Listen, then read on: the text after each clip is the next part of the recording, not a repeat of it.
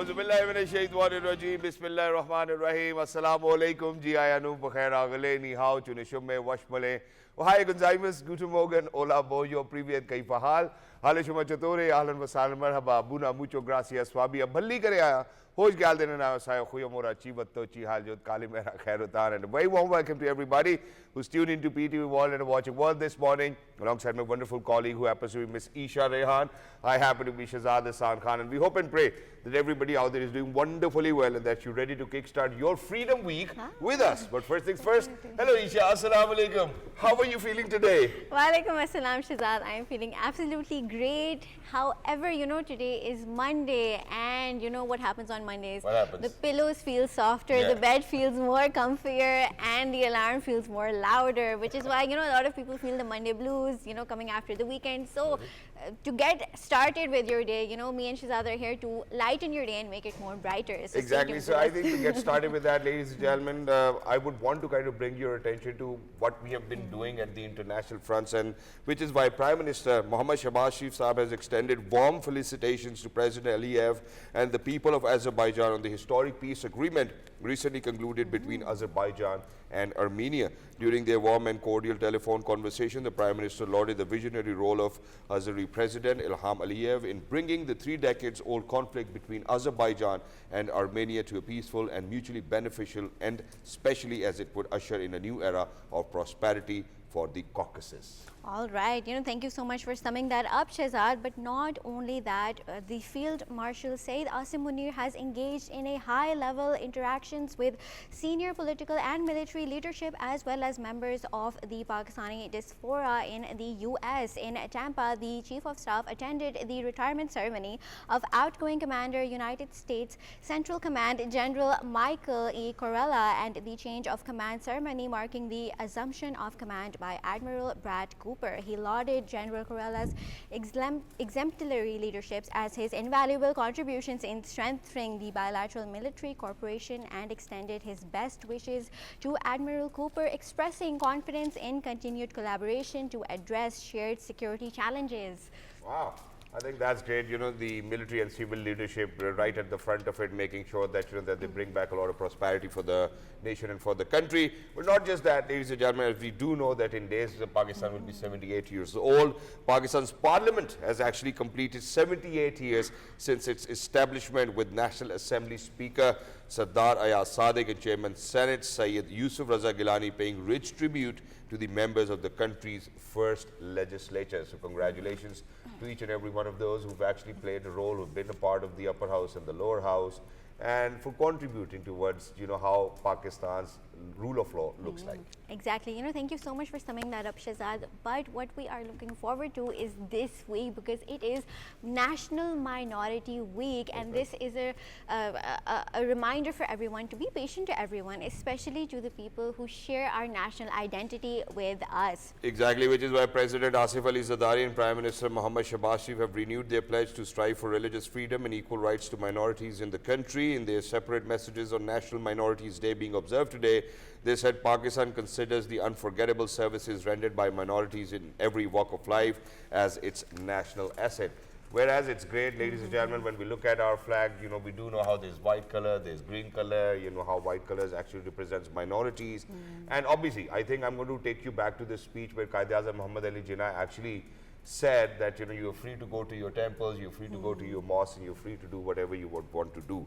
In addition to this, ladies and gentlemen, I think credit is due where it's due, because the Chief Minister of Punjab, Madam Mariam Nawaz Sahiba, has actually kind of made sure that, you know, that there will be celebrations in line with the, you know, the we were talking about minority week. minorities week. So which is why imagine that there will be celebrations in Punjab. And what are the celebrations all about? I think to kind of connect with that, ladies and gentlemen, we're very lucky that we've been joined by the Provincial Minister, Minority Affairs, Punjab. He is Sardar Ramesh Singh Arora. Hello sir, assalamu alaikum, good morning, sat sri akal, ki haal hai thwada? जी अस्सलाम वालेकुम and very good morning सत श्री अकाल जी मैं बिल्कुल ठीक thank you very much Thank you so much, sir, for joining us. Wonderful to have you. So we do know for a fact how Minority Week is being observed all around the globe. But Madam Chief Minister of Punjab, Mariam Nawaz Sahiba, has actually made sure that in line of those celebrations that we celebrate minorities even within Punjab and all over Pakistan. Please take us through. Yeah, thank you very much. First of all, let me say there is a minority today, and many congratulations to everyone who is living in the Pakistan or outside the Pakistan. So every Pakistani, happy Minority Day to you. As you mentioned in your intro, and it has like when Qaid Azam Muhammad Ali Jinnah, in his first speech to the first Constituent Assembly, today you're free to go to your mosque, today you're free to go to your chair temples or whatever your belief or religion is. So this is the depiction of that speech. The Constitution of Pakistan categorically says that every citizen of the state enjoys equal rights in Pakistan. And my leader, Mia Muhammad Nawaz Sharif, he always says, for me, there is no division in minority and majority. Every citizen of the state is equal before the law and before the state. Likewise, the Chief Minister of Punjab, in her first speech in the Parliament, Punjab Parliament, categorically says that minority is my pride, and my vision is to give safe environment to all the minorities, and they should feel safe and secure while they are living in Punjab.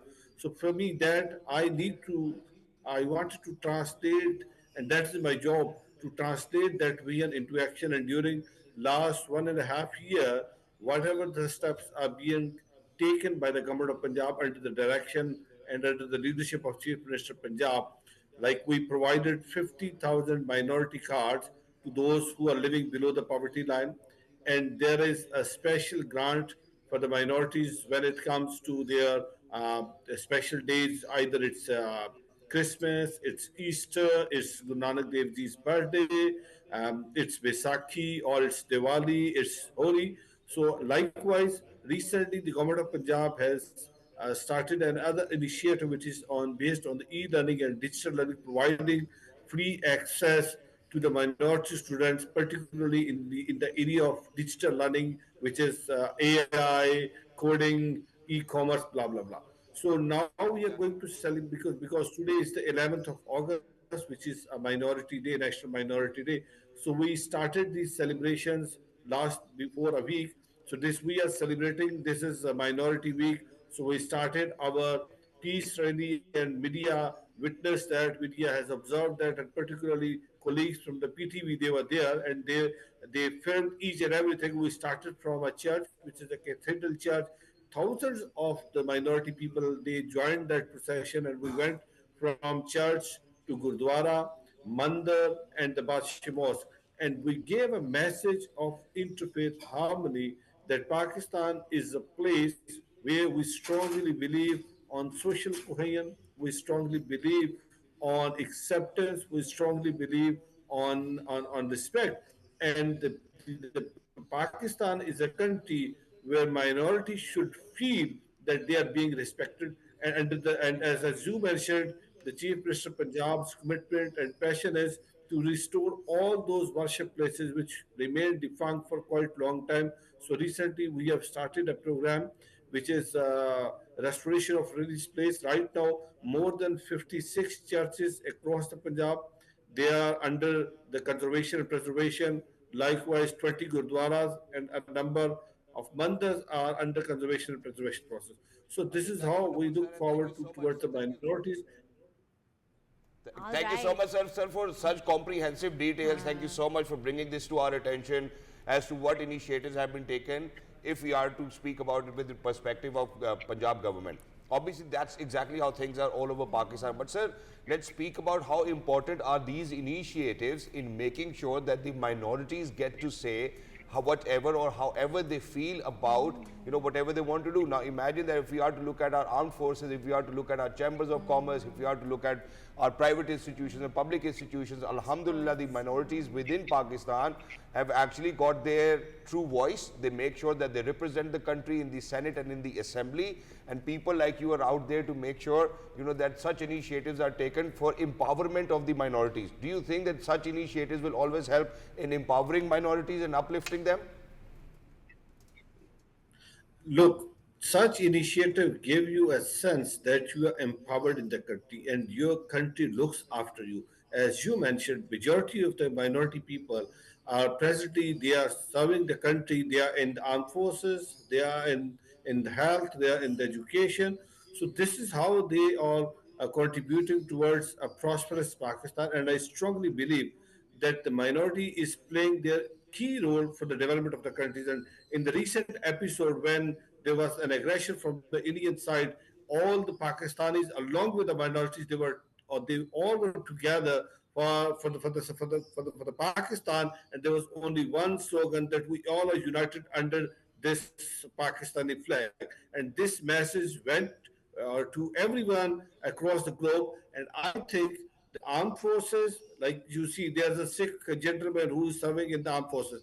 There are the Christians who are serving in the armed forces. Likewise, there are Hindus who are serving in the armed forces. Not only armed forces. If you look at the other professions, every minority is serving there. So recently, we have started another initiative where we picked 15 professionals from Punjab and likewise from the other provinces, total altogether 45, and they were being sent to the Civil Services Academy. And I am pretty confident in next year there will be a huge number coming from the minorities again after the competitive exam, and they will be serving the Pakistan. So I totally agree through these steps. Certainly, the minority feel that they are more empowered.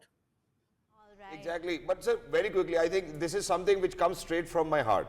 I mean, every time that I would refer to them as minority is something that I certainly do not feel great as a Pakistani, because I think everybody should be referred to as a Pakistani. Do you think that in days to come probably we can Can you come hear me? across a legislation where we do not refer to them as minorities, just as Pakistanis, just like we are? See, I introduced a bill way back in 2018, and that was Sikh Marriage Act, and it was unanimously passed at that time. But unfortunately, whatever has happened during the last 5 years' time, the rules of the business were not passed by the former government. But the day my government I took charge as the minister. So what we did, we passed the rules, and now Pakistan is the first country across the world where we do have such legislation for the Sikhs. Now Pakistan is the only country where we have Sikh Marriage Act in place. And let me tell you today, the India who claims that India is a secular state, but unfortunately, the Constitution of India clearly says that Hinduism is comprised of the Buddhism and the Sikhism and the Hinduism. But in Pakistan, when it comes to the Sikhism, we clearly says no. Sikhism is a totally different religion, and we respect the identity of the Sikhism. So this is how we treat all the minorities in Pakistan. And yes, we do have legislation for the Sikh community, and Pakistan is the only country where we have legislation for the Sikhs. Likewise, recently we have passed the rules of business for the Hindu Marriage Act. So now Hindu Marriage Act is in place. Likewise, we are working on the different legislative reforms, which is need of the time, and we do have 5 year strategic plan of the department, and that 5 year strategic plan is prepared after consultation with different stakeholders. So certainly, these are the steps which will give a sense to the minorities that their rights are being protected by the government, and the Chief Minister of Punjab is always focused, concerned about the rights of the minorities. And let me tell you, whenever there is a Baisakhi, whenever there is a Christmas, whenever there is Easter, Chief Minister will personally go and celebrate all of those days with the minorities. And this is first time in the history of Punjab that the Diwali was celebrated in the Chief Minister office. So it gave a message of interfaith harmony to everyone that the state and particularly the government looks after the minorities. Like, Wonderful. thank you for highlighting such heartwarming facts. You know, like sitting here, it really brought a smile on our faces. And what I want to add is that the minorities of Pakistan don't just represent the fabric of Pakistan, they stand out as the colorful pieces that highlight and make the Pakistani fabric more unique and more exquisite. And the 3.7% of minorities in Pakistan, unfortunately, do face a lot of stereotypes. So in 2047, on Pakistan's 100th anniversary, what do you think the future envisions for us? How do you think minorities will be That's very treated then? futuristic. Yes. See, as I mentioned earlier, that the minorities playing their key role and pivotal role in the development of Pakistan. Certainly, in 2047, when we are going to celebrate our 100 years celebration of independence, so minority would be an integral role, and they will be playing for the development of the countries. And day by day, the situation is getting better and better. As you mentioned, being a parliamentarian, Pakistan, I think Pakistan would be the only country where we to have a reserve seats for the minorities, starting from the local government level, at the provincial level, at the federal level, in the National Assembly, and then in the Senate. So why we have created such seats for the minorities? Basically, the idea behind was the minorities should not consider themselves they are being considered as vulnerable and their rights are not protected. So whosoever is in those seats, so they are here for the legislative reforms, highlight the key challenges, key issues, how to address, how to overcome those challenges when it comes to minorities.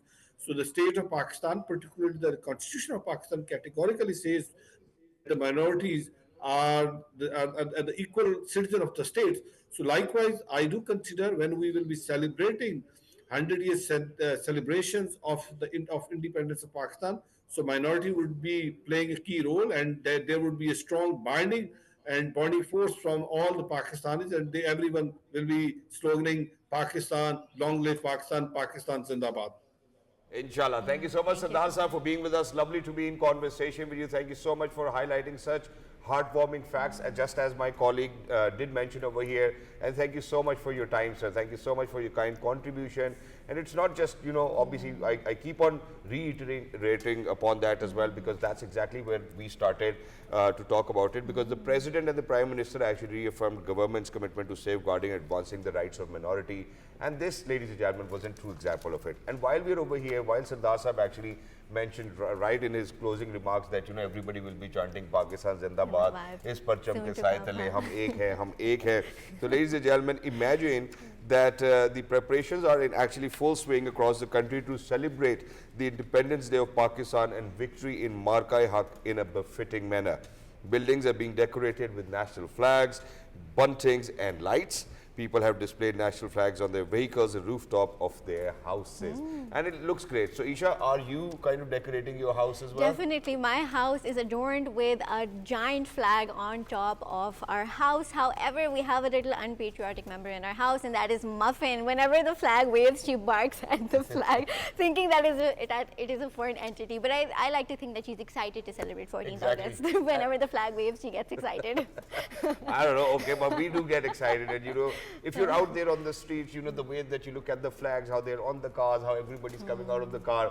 I think this patriotism is something that really needs to be around there, you know, 365 days of the year. And that's exactly what I love. And this Baja, which actually has become a national icon of celebrating freedom, ladies and gentlemen, please make sure that you do not actually play this Baja in someone's ear. You know, don't do that. You play Baja as much as you would want, but please make sure that you do not, you know, kind of disturb your neighbors or anybody around that. However, you know, I've seen a lot of flags being distributed. I think we should rather reuse the flags that we have in our stores rather than distributing new plastic flags. And on my feed, I saw an Instagram story. No, the flags shouldn't really be in the stores. They should always be out there fluttering and flying high. I think that's how it is. Don't put them.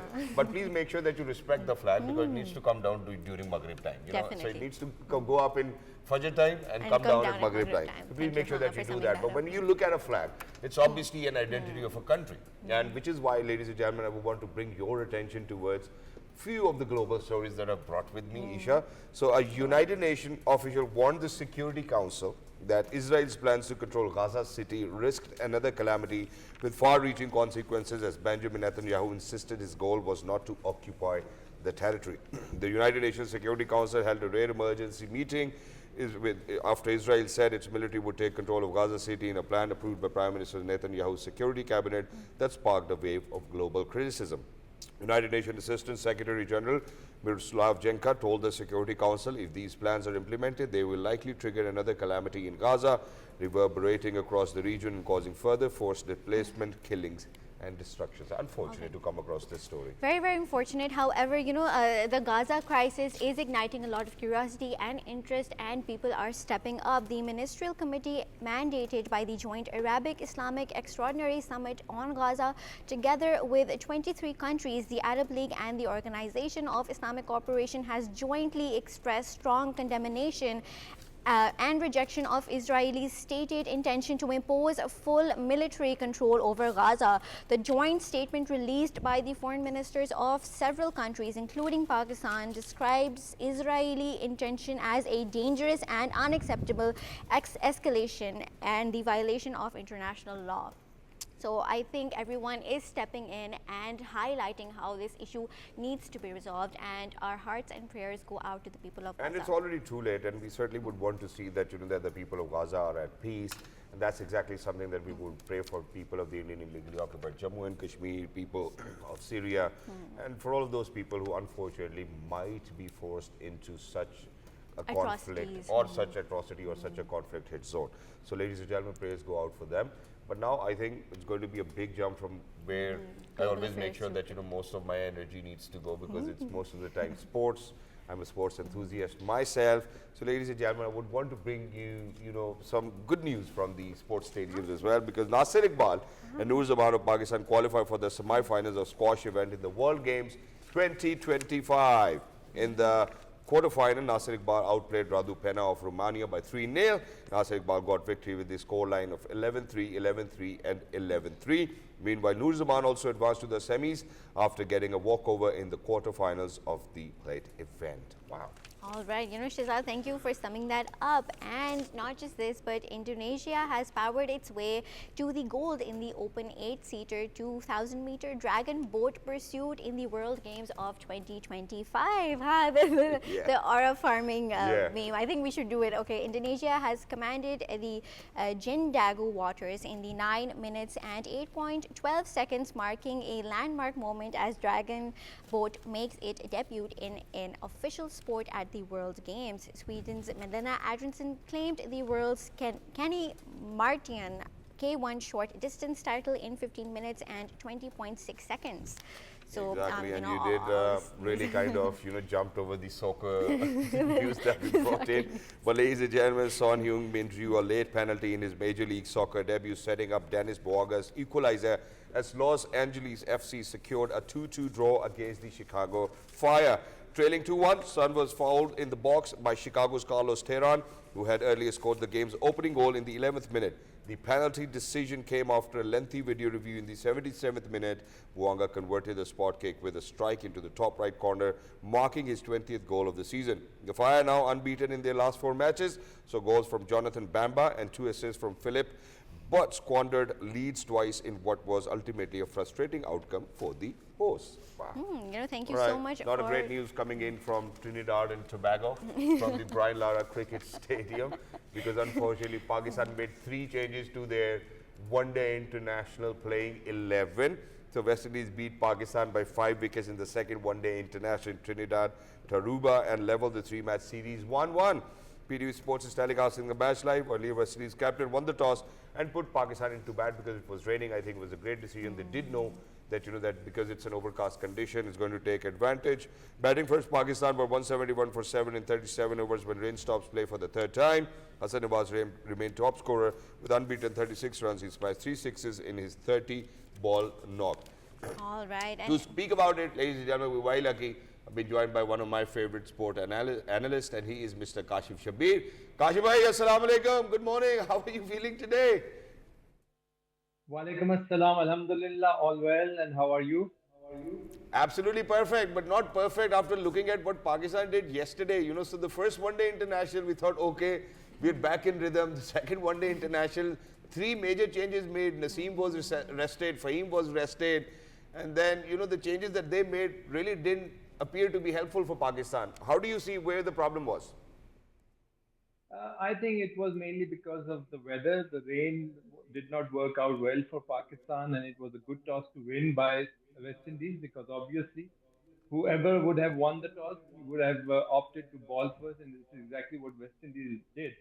But I think we still have serious problems in the batting lineup. The batters, they are not performing well. They are not performing as per the requirement of the day. The run rate, the strike rate is very, very low.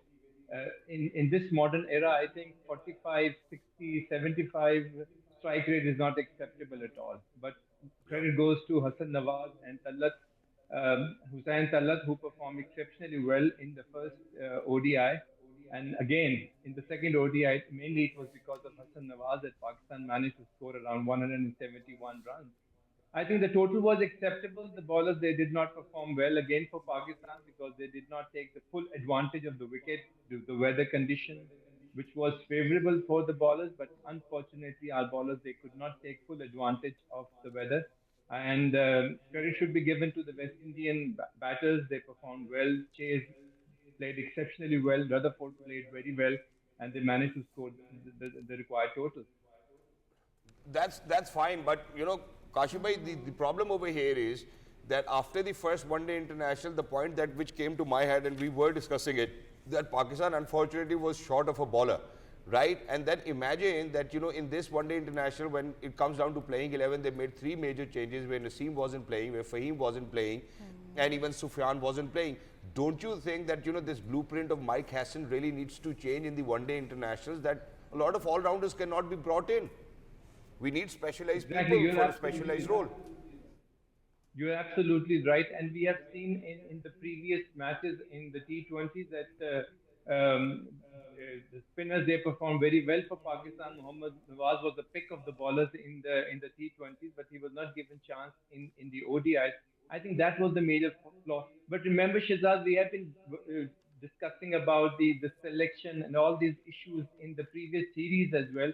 But for some reasons, the selectors, the coaches, they don't understand the real problem of the Pakistani team.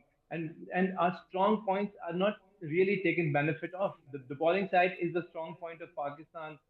Sufyan Mukim was bowling very well in the T20s. He bowled well in the first ODI, but for some reason he was taken out of the second ODI. If he was part of the team, I think it would have been a different result for Pakistan. But something is wrong in the selection committee. I think the cohesion between the captain and the selector is not going well, or with the head coach is not going well for Pakistan. And that is exactly what is happening with the Pakistani team. And Exactly. Kashif, this series is highly integral in terms of ranking and momentum, especially for the upcoming World Cup. So, what do you want to see in terms of long-term strategy for the Pakistan's team? Actually, now you cannot take any series, any match easy in this format, because whether it is a test matches format, one day or T20, every match counts, every series counts. So every series is very important for Pakistan. You're absolutely right, but I mean this has to be understood by the selectors, by the management, by the captain especially, because he is the one who is leading the team. He has to tell the selectors, the management, that this is the format, this is the 11 playing 11 that he wants. And I think according to the requirement, the team should be selected for the Pakistan. All right, Exactly. thank you, And thank you. Kashif, which is why I'm going to bring your attention towards, middle order, or in fact, rather, imagine that if we are to kind of speak about the first one day international, the way that Babar Azam or Mohammad Rizwan played, yes, they did. They were able to craft an innings, and in ODI format, certainly every number will have their own responsibility as to what they're supposed to do. But don't you think that, if they're going to play at a strike rate of 80 or 70 odd, will put more pressure on on newcomers or debutants like Hassan Nawaz, and then unfortunately Hussain Talat does not even have a lot of games as well. Do you think that that this very dilemma that Babar and Rizwan has been facing, that they do not play with a highest strike rate, is something which is relatable in this format? Shazad, initially, this is exactly what I said, that in this format, 70, 40, or 80 strike rate is not acceptable at all. And I think this is the major reason why they were not picked for the T20 format. And now you are exerting extra pressure on the middle order batsmen. Hassan Nawaz and Hussain Talat, they were able to, grasp that pressure, and they were able to perform well. But this is not going to go through for all the other against all the other teams. For example, if you are playing against England, South Africa, or Australia, this is not going to be acceptable at all, because this pressure, if it is exerted on the middle order, I'm afraid middle order will not be able to grasp that kind of pressure. So this pressure has to be taken by the top orders. The openers, they have to perform well in the first power play, because that is where you can have the maximum run rate, you can have the maximum strike rate, and then that pressure, is not downloaded to the middle order batters. So every batter has to perform well, and they have to perform according to the requirement of the day. The requirement of the day is that in 1 day, You have to have a score of around 300 plus 330, 40. Only then you can exert that pressure on the opposition. And then you can give that room to your bowlers so that they can perform well. So every batter, every position has to perform according to their own requirement. All right, but Kashif, now I think because we have spoken about our top order, middle order, and you're right on the on your money because of the fact that imagine that they really need to kind of make sure that they step up in the game, and their strike rates are so and so that the required run rate does not reach to a point where unfortunately it's out of our control. Now let's come down towards how you spoke about selection and the dilemma in between the selectors and the PCB management. Imagine that Hassan Nawaz, even though that he's got a very limited record in List A, I think he's only played 5 games. So, he actually came in, started as an opener, and now we're making sure that that he's playing at number 6 and finishing the game. So for him to kind of be the opener, number 1, and now being or sharing the responsibility of finishing the game, don't you think that's too much to ask from a debutant who just came in, first one-day international, second one-day international that he has played? Shahzad, if we go back to the series again, New Zealand, when he was selected as an opener, he performed very well in only one match, and in all the others, he got out on a duck. So at that time, we all thought that the only inning that he played was a purely fluke. But in PSL, he performed exceptionally well. He was a finisher for Quetta Gladiators in most of the matches. And there, the selectors thought that his best position of selecting Hassan Nawaz was in the middle order. And this is exactly what they did. And he performed well against West Indies. I mean, he is still a newcomer, but we cannot exert extra pressure on Hassan Nawaz. As I said earlier, that Babar Azam, Rizwan, Abdullah Shafiq, and for that matter, Saim Ayub, they have some experience and they need to perform well. Saim Ayub is definitely performing well. He is maintaining the required strike rate. He's maintaining the run rate. But unfortunately, our main two batters, Babar Azam and Rizwan, they are not performing up to the mark. So they have to come up. They have to take the responsibility. Because if they take the responsibility, only then that can be shared with other batters. You are absolutely right. The responsibility has to be shared by all the batters. Only then we can have a proper team and we can perform well against main teams like Australia, New Zealand, South Africa, and England. Australia, yes. Thank you so much, Kashi, for being with us. Lovely to be in conversation with you, and thank you so much for saying the right thing. And I do believe that it's been a while that everybody has been talking about what Babar and Rizwan needs to do. But I don't know, I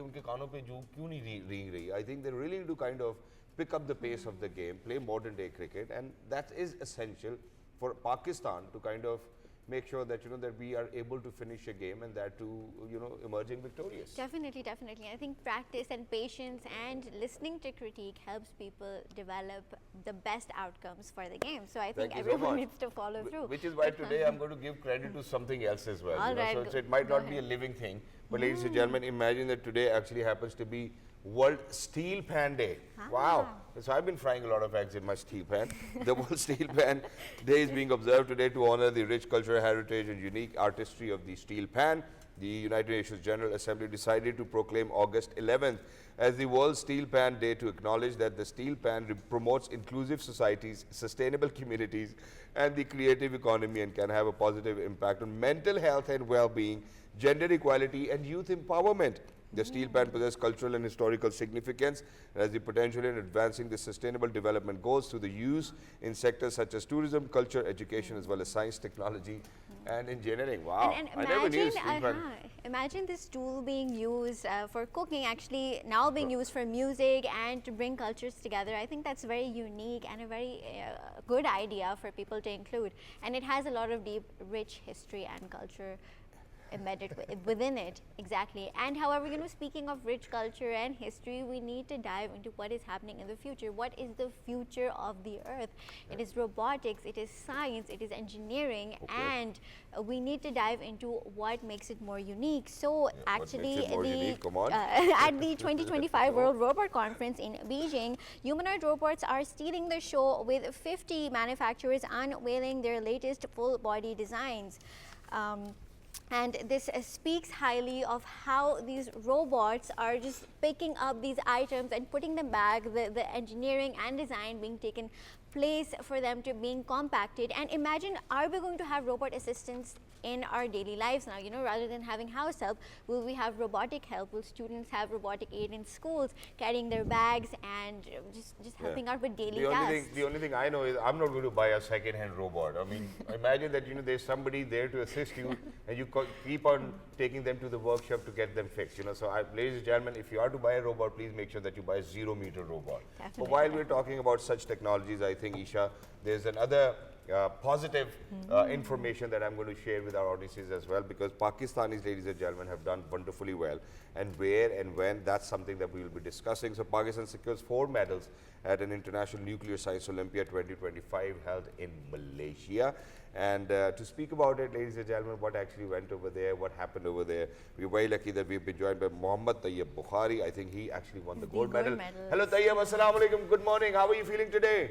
Assalamualaikum. Tayyab क्या हाल है बिल्कुल ठीक यार gold medal जीत के आए हो कोई एनर्जी तो नजर आनी चाहिए तुम्हारी क्या हाल है तैयब तुम ठीक हो Congratulations, Tayyab. How are you feeling?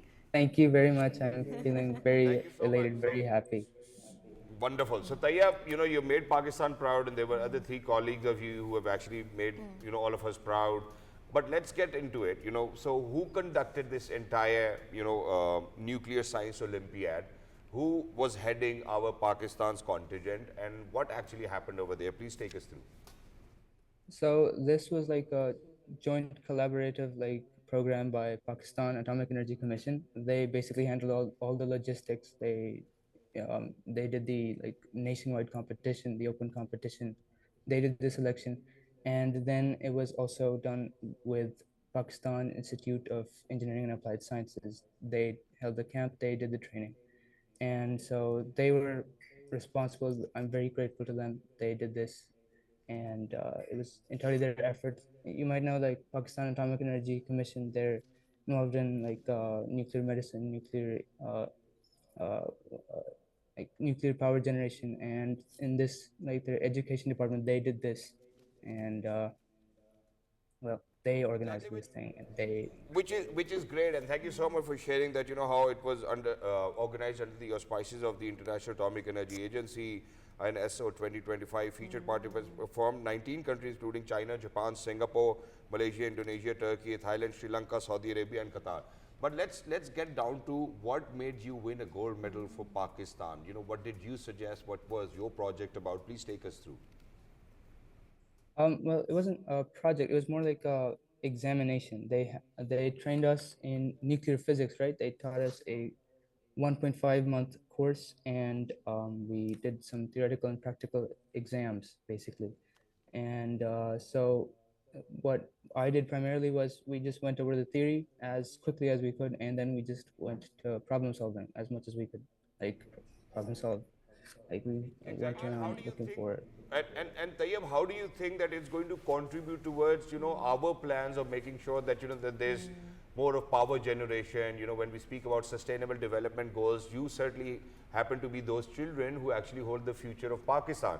So how do you think that, that such competitions, which was actually held in Malaysia, and for 4 students to kind of win a gold medal, bronze medal and silver medals, how do you think it's going to contribute to Pakistan's future in nuclear energy? Well, typically, nuclear engineering has this sort of stigma associated with this, but I think this program helps reduce that, right? And inspires people to take up nuclear engineering. And well, I believe that will inspire people to work on this field, promote this field. And I believe um, nuclear power generation is probably the cleanest form that we have right now. Much, in my opinion, it's better than solar energy as well. So we definitely need this, and this is definitely having an impact, in my opinion. Very strong All right. impact. All right, thank you for summing that up, Tayyab. And not just this, you actually trained under the top mentors of the Pakistan Institute of Engineering and Applied Sciences, as well as the Pakistan Atomic Energy Commission. So what do you think these mentors taught you that helped you stand out with and competing with 18 other countries? They had a really well organized, intensive program. They basically made us go through the entirety of, well, almost the entirety of the Masters of Nuclear Engineering basically went over the main books that they teach in their course, and they helped us problem solve. They took tests as well. They basically gauged our performance and amped up their well preparation as much as they could, and they did amazing, really well. Which is why, Like, I Tayyab, I really think applaud and I what really I appreciate wanted their to ask efforts. was that imagine that, that when we were supposed to go to school, I never thought that, that our school is actually going to teach us anything about, nuclear science or, clean energy and whatnot. So how do you think that, Beacon House School in Ahmedabad has actually helped you pave your way towards your interest and for you to be a trailblazer for other people out there? My school contributed to what I would say the basal knowledge that you need to be able to understand this in the first place. The calculus, the math, they taught me that. They built the basics up, and I'm again really grateful to them as well. So Yeah, they played a massive how role. did you get interested into this field, number one, and then how were you keen to learn about it, and which people or which institutes or which schools or universities actually helped you learn more or acquire more knowledge about it? I was at PIAS when I took a lecture by one of our team leaders for the INSO. He's Dr. Sajeel. He gave a very interesting lecture that really piqued my interest in nuclear engineering, and that made me think that this is definitely something that I want to try. So, Well, All that's right, what. that Do you sounds think? so interesting. Yeah, and do you think that there are more opportunities over here in Pakistan to learn more about it, or do you think that you'll have to kind of look around the globe to go and learn more about it? I mean, Pakistan does have some pretty good institutes. Well, namely PIAS. They have a pretty amazing nuclear program. It has a bunch of scholarships for MS students as well. But All I right. definitely think that facilities abroad are much better. And Tayyab, as Shahzad highlighted, how nuclear energy is being used for agriculture, for cancer treatments, and for cleaner, better solutions. So, do you think that you were just learning about it, or is it going to be practically applied in Pakistan anytime soon? Well, we were technically learning about it as of right now, but I think that this definitely does. Well, I definitely do want to take this up later on as a career, possibly. And Pakistan, I definitely like to work with PAEC in this field and promote this. I do think this is definitely contributing. All right, Exactly. thank you for summing that up, and thank you for rising Pakistan's name and shining it bright high. We need more brighter students like you, and we need people to invest in people like Tayyab and many other more who are capable of actually shining Pakistan's name. Just like you as Yeah, well, of course, Eesha. just Thank like you me. so much because you did a phenomenal job, and thank you so much for contributing. But not just that, I think to kind of wrap it up, where we were talking about how Tayyab and other students actually brought medals, ladies and gentlemen, in the nuclear science Olympiad. Imagine, so it's the week of freedom. It's the month of freedom. It's going to be 14th of August. It's going to be Markai Haq, which will be observed. So imagine that Pakistan in recent times, in the last 2 years, may it be the field of sports, we have been doing phenomenally well. May it be the field of education, we've been doing phenomenally We've well. seen, May it be the diplomatic ascent that we have Diplomatic seen. fairs. May it be the record foreign remittances. May it be the record, business surplus that we have seen. May it be the Pakistan Stock Exchange Definitely. with a bullish trend and being at 145,000 points. I think there's so many positives to look around and to kind of feel great about your country. And it's because of the fact that when you have the right civil and military leadership and for them to be on the same page, and then there's peace and harmony within The country, with the country, and within the the communities, cities, within the communities, ladies and gentlemen. The countries are supposed to progress and prosper, that too under true leadership. So for us, for you, for Eesha and for me, the role is to please make sure that every day when we wake up, we contribute to a better cause and we make sure that we take our country to newer heights. So until next time, 1, 2, 3, good morning. Have a good day.